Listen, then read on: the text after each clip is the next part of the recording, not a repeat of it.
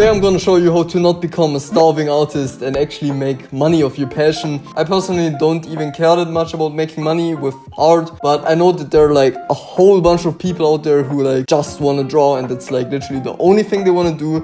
So they obviously also want to make a living out of it. Maybe some of you will ask themselves like, did I actually make money with art? Do I have the experience? No, I don't. And that's the reason why I learned how to make money as an artist from an actual artist who makes a living out of art.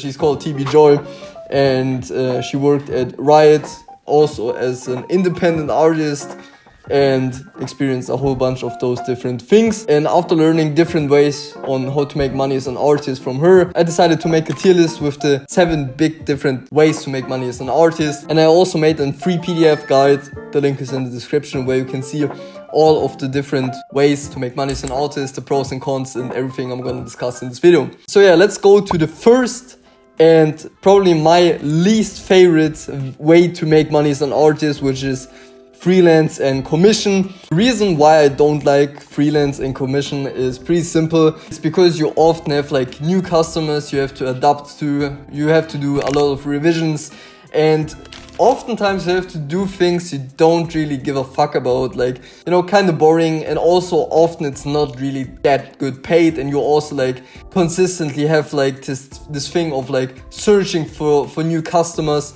You can obviously go on like a freelance way where you work with art studios, but you can also go on like Fiverr or like Upwork. Obviously, if you work as a freelancer with some professional studios as, I don't know, concept artists or like background design, whatever, they will pay you pretty good for those one-time gigs. But if you work like those basic commissions, like I'm drawing Twitch emotes, usually the payment isn't that great. And I personally experience when I have to do like something art type of thing, because for example I'm also video editing for other people. I don't know, I don't have like this passion and fun inside of me because I work on projects I don't really care about and they're also consistently switching. So that's one big minus point. The other big minus point is obviously you don't have a secure income. Sometimes you got a lot of customers and sometimes you don't get any of them. It's kind of hard to start, like to get a few first customers, few first good reviews. And you also need to learn how to market a bit, because there's so much competition on websites like Fiverr and shit that you will probably not stand out if you only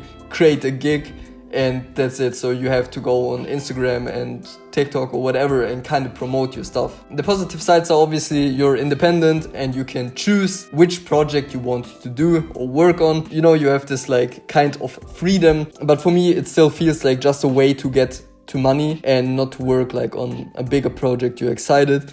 And that's the reason why I'm honestly gonna put it in D tier. The second method is creating an own art studio, and that's probably one of my most favorite strategies or ways to make money as an artist. And honestly, I'm also considerate. I'm gonna tell you, I'm gonna straight up put it in S tier, because I by myself also consider doing it, even though I'm not like trying to make big money right now. But just for fun, because it sounds really interesting. So basically having an own art studio is like having an own agency. I don't know, let's say Hanma Studios, and then I go out to other artists, like I search them on Twitter or like connections I built over the past months and years, and I message them like, yo, are you like searching for work as an artist? You want to make money as an artist? And then you kind of assign those freelance artists to work under your name and you give them their work. Like you do all of this organization things where you like stay in contact with other companies, ask like, yo, do you need someone? I don't know, we have someone for like in between frames, we have someone for background design, we have someone for that, and all of those things. So you're pretty much just like giving those freelance artists works and keep the transition fee, which is like about 20% or something. The pros of this model is that you have a lot to do with different artists, with different studios. You get great connections. You get actually a pretty good payment for not that big amount of work, because just creating the connections and doing all of those in-between things. So you personally don't even have to draw or be good at art. But the biggest con is you need to have connections or to like build up connections. And that's something you cannot really pressure, because oftentimes if you slide into like the DMs or like an email like, yo, I really like your stuff, do you want to work with me? People will be like, bro, who the fuck are you? I don't know you. So you kind of have to build up a reputation of yourself and your studio and all of those things, so people can come at you. Because obviously if I want something from you, I'm always at a lower way of like negotiating, or lower point, right? You're like in an advantage because I want something from you. You don't want anything from me. So the con is definitely that you need to build up this connections, this reputation for yourself and your studio. And you need to know about how to market on social media platforms, because that's the way how you get recognized nowadays. And through this marketing, you also need at first to find those artists who want to work with you and trust you, and clients who trust you and work with you. And that's pretty much the biggest con if you don't already know how to do that, because it's pretty much a lot to learn. So the third time is working at the studio full time. I think that's like the most, besides like Fiverr and shit, the most known way of making a living as an artist. And the reason why so many people go to like game design school or colleges like art college and shit, because they want to work or like end up in a big studio like Riot Games or Blizzard or whatever. I mean, the biggest pro is obviously you have finally a secure job, right? You can shut up your parents and be like, yo, I have stable monthly income, all of that things. I don't know how it's gonna be in a couple of years with AI art and shit like that, but I'm not gonna consider that now. So you have like a monthly payment, obviously a secure job and shit, which is how I already mentioned, I think, the biggest pro for most people. And you have also this pro status, right? It adds a lot to your portfolio if you can say, I worked at Riot Games as a concept artist, right? If you try to apply to other studios, or even if you want to like go into other ways to make money as an artist, like for example, if you want to become a teacher or something, you can be like, I worked at the studio, I have like this experience. Another pro is you don't need connections as much as with the other things. Obviously, if you know someone who's already working there and he can get you in, it's great. But oftentimes the best way to get in is if you're just good at the thing you're doing. Like if you have a good reputation, like portfolio, or like you worked at other studios. But in general, if you're just good at what you do and good at your art, you can get into studios, you know. Another pro is you work on one bigger thing, which means you're not like with the freelance commissions always switching and working on random things. You work on like one bigger game, one bigger project they give you. And you have also many different positions you can work at. It's like character design, 3D modeling, background design, animation, whatever. There are so many possible ways to work on or like work for a studio. But the cons are, I think it's really difficult to get in, because you need a high skill set, like a good portfolio or like history of who you worked with. A lot of studios only accept people who had like 5 years of experience in the same industry and shit.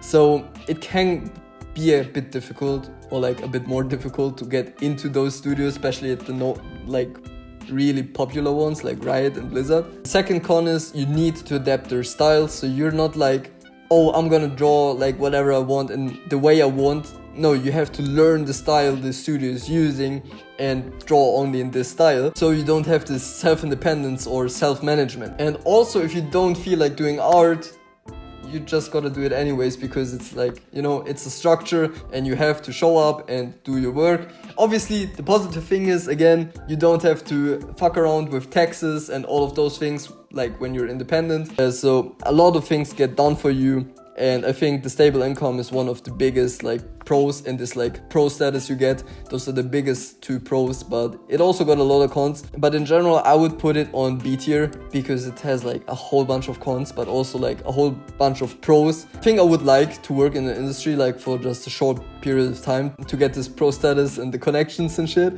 The next way to make money as an artist is by teaching, like making guides, tutorials, and in general helping other artists to get better. That's something people like TB Joy or Mark Brunette, Ethan Becker, all of those people do. It's usually about like making videos, you know, gaining traction through social media and then selling a coaching or a course. And the greatest thing about that is you build a loyal fan base, and people underestimate how important clout or like this fan base or like, you know, this status on social media truly is, because you can go from there on to like releasing books, merch, courses, whatever, and you have people who like, know and trust you, and they're gonna buy that stuff and support you, you know? So also a pro is, I think, in teaching and having like this social media teaching type thing, there's like a lot of money in it. You can like really earn a golden nose, you make a name for yourself, and you can work on own projects you are interested in. The cons are, you need to be comfortable with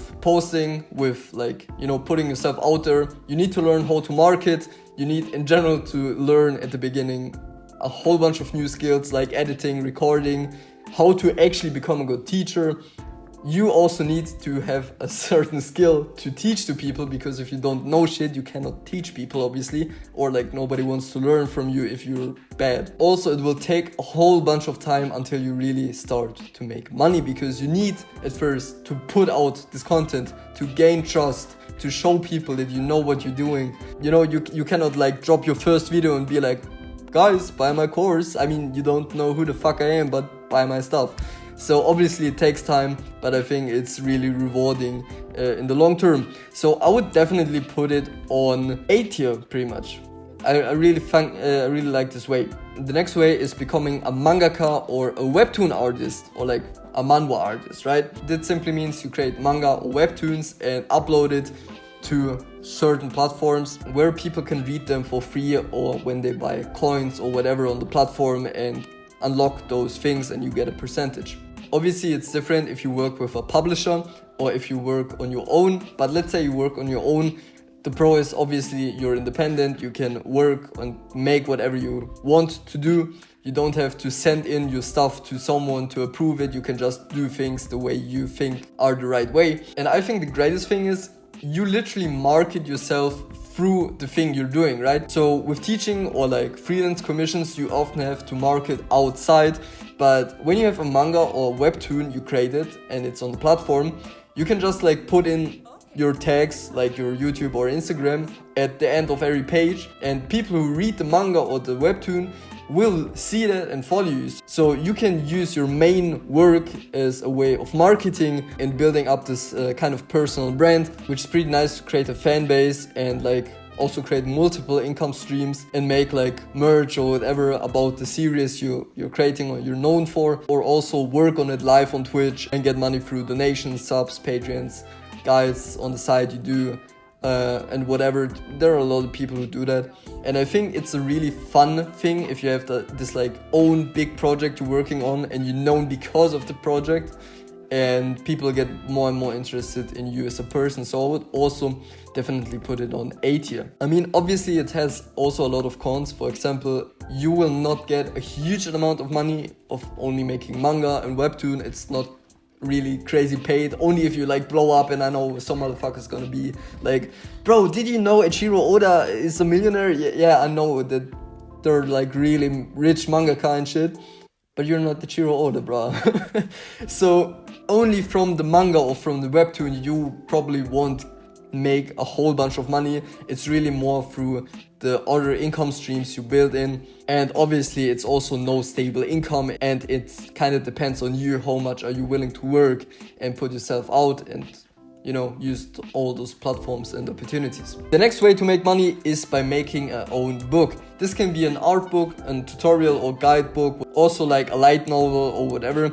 And I think the greatest thing about making a own book is that you have the ability to instantly sell it to a publisher, right? You can work together with a publisher and finish the book and instantly get paid, I don't know, like 30k or something. If you consider like, let's say it will take you a year to make a book and you get 30k, it's like also nothing crazy, but it's again this safe thing. It doesn't matter if the book flops or not, if it makes sales or not, because you have your money, right? And if it makes like millions in revenue, you will not see this money because you sold the rights to it, right? But also, again, if you work with a publisher, you don't need to know how to market and do all of those things, because that's what the publisher is going to do for you. But the great thing is you can also work without a publisher and do it yourself completely, and like make a Kickstarter project, try to market on like different platforms, make a fan base, and try to launch it this way, so you get all of the revenue. Obviously you don't have the secure thing of, okay, I'm gonna get definitely money for this thing. I mean, you don't know if it's gonna make sales or not, so it's, you know, kind of a gamble. It's kind of risky. You have also no stable income, but making a book gives you the opportunity to be independent and also not independent or work with a publisher. The cons are, if you work with a publisher, obviously, how I already mentioned, if it pops up, you don't get additional revenue. You often have to go with a target audience you choose, which means you will often have to like neglect things you personally like, or you need to listen to the approval of the publisher you have. But in general, I think it's a good way to make a living as an artist, but I personally couldn't imagine myself doing this as the only thing. I think if I would choose this path, I would do it on the side whilst being a content creator or a teacher who makes my main money of it, you know? So let's come to the last way of how to make money as an artist, and that's through content creation or being an influencer artist. Yeah, I think a whole bunch of people know people like Samdos Art, Coolin, whatever, you know, there's a whole bunch of guys to do that. Usually you just create content about art more in the entertaining niche, so you don't go with this strict, okay, I'm gonna post guides today. Sometimes you make like art roasting videos, or like, I don't know, you react to stuff or make some random challenges, all of those kind of things. And it's pretty similar to the teaching aspect, only with the difference that you don't go as hard or like as deep into teaching, and you don't have to be that highly skilled. You don't have to be a crazy artist. You can be pretty mediocre, but you can be funny and entertaining in like this art niche, and people will still enjoy the content. Again, the pros are like, you can just create content about things you like and you're interested in, and you create a natural fan base around you who will support you and lead to multiple income streams like merch, sponsorships, own courses or guides, Patreons, I don't know, your own art book. There are so many different ways to make a living as a content creator. Obviously, the main thing you try to get is traffic, aka people who want to watch your things, which means you need to learn how to market. And it's a really slow process to learn all of those multiple different things like editing, scripting, how to get good video ideas, how to make thumbnails, how to record, how to do all of those different things, right? And also finding a way to deliver some kind of value, even if it is entertaining, because a whole bunch of people who try to make really money or like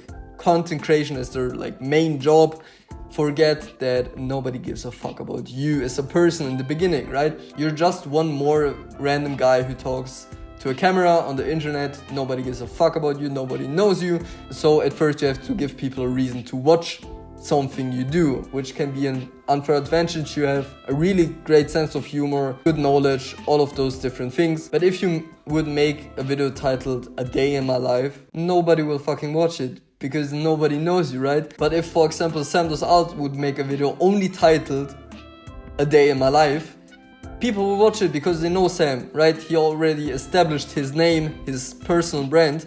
But you need to go with something different. For example, a guy I really like, he's called Gakusei Muto, and he made this video called "A Day in the Life of an Unemployed Mangaka," or like jobless mangaka, something like that, right? And there you have this twist. Okay, people will watch it not because they think, oh, this Gakusei Muto guy sounds so cool. They don't know you, bro.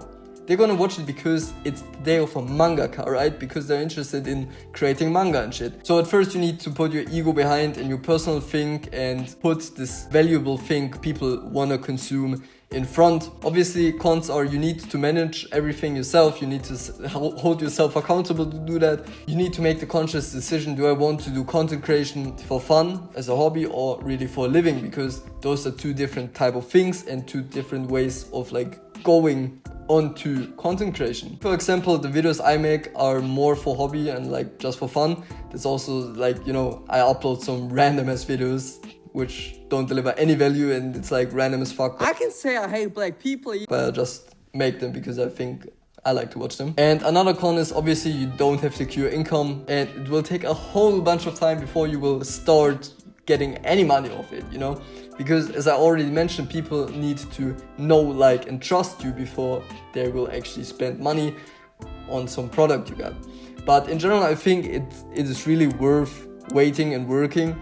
and it has the highest opportunity, because if you have a good like established personal brand, you can create your own studio, you can start teaching people, you can create your own manga, it's gonna blow up, your own books. The only thing content creation maybe isn't really influencing as much is like working at the studio if you still suck at art. But all the other things, you can pretty much do them if you're like established content creation. So I would definitely put it on S tier, and those are like the 7 main big topics or big things you can do to make money as an artist. If you know different ways to make living as an artist, feel free to post it in the comments. I would really like to know, or if you by yourself already make money as an artist, I would really like to hear the experience you made in this specific way of making money or a specific niche. And yeah, that's it for the video. I can't wait to see you at the next one, and as always, never forget. What? Are you for real? We can't live Well, without them. I knew I should've whatever come up here. happens, I'm only 18. happens. I don't want to die yet. I've never even been with the... Oh, she's dead. What you banging, shorty on?